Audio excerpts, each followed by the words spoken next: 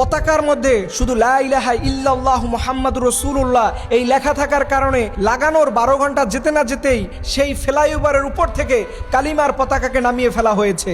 আপনি চিন্তা করতে পারেন এটা কি কোনো মুসলিম দেশ হতে পারে? অথচ দেখবেন এদেশে ব্রাজিল, আর্জেন্টিনা, অন্য যে কোনো দেশের পতাকা টানান, কোনো সমস্যা নাই।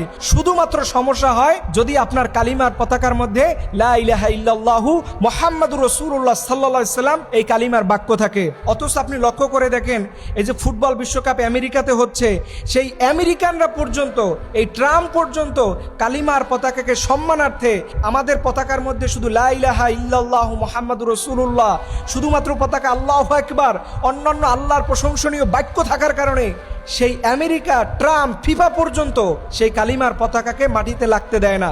সবাই আমার সাথে একমত হয়ে আল্লাহর কাছে বদদোয়া করুন যে হে রব, এই পতাকা যেই হাত দ্বারা নামানো হয়েছে সেই হাতকে তুমি আবুল আহাবের হাতের মতো করো, এই হাতকে চিরতরে তুমি ধ্বংস করে দাও। এটা শাহজালালের জমিন, এই জমিনে পতাকা থাকবে।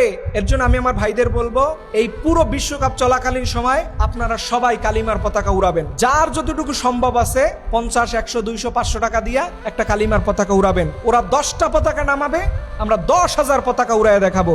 এই জমিন হচ্ছে ইসলামের জমিন, এই জমিন আমরা কারো কাছ থেকে ভাড়াই নেই নাই। এখন অনেকেই বলবেন যে হুজুর এটা ফ্লাইওভারে লাগানো হয়েছে, এটা তো হয়তো সরকারি রুলস রেগুলেশন। হ্যাঁ, এটা আমি সম্মান করি। পুলিশ প্রশাসন এসে ঘোষণা দিতে পারতো যে আপনারা প্রয়োজনে আপনাদের পতাকা বাড়ির ছাদে লাগান, কিন্তু আপনারা সরকারি স্থাপনার মধ্যে কোনো প্রকার পতাকা লাগাতে পারবেন না। সেটা আমরা সম্মানের সাথে গ্রহণ করতাম। কিন্তু আমরা কি এটা দেখেছি?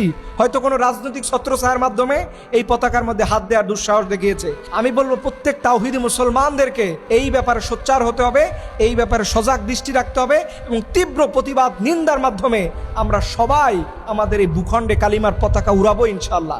আজকে যারা পতাকা নামিয়েছেন, আগামী দিনের জন্য প্রস্তুতি গ্রহণ করুন। এই জাতীয় সংসদে ইনশাআল্লাহ কালিমার পতাকা উড়বে এক সময়। আল্লাহ রাব্বুল আলামিন এদেশের উপরে খাস রহমত নাজিল করুন এবং যারা ভুল করেছেন তারা দেশ জাতির কাছে তওবা করে মাপ চান।